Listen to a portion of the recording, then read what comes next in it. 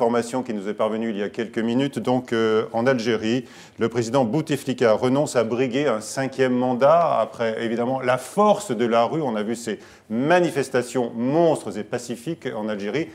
Quelle est votre réaction à l'instant sur cette décision qui nous arrive donc d'Algérie? Écoutez, la France prend acte du renoncement du président Bouteflika.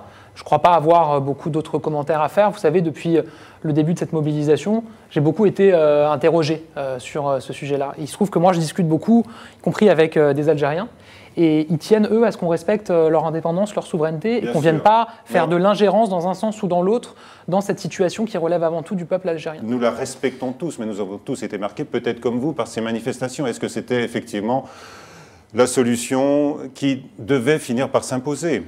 À l'évidence, c'est une prise en compte de la mobilisation très forte qui a eu lieu en Algérie. Encore une fois, maintenant, c'est au peuple algérien souverain d'organiser la succession, la prochaine élection présidentielle, dont je comprends qu'elle est retardée pour des raisons d'organisation.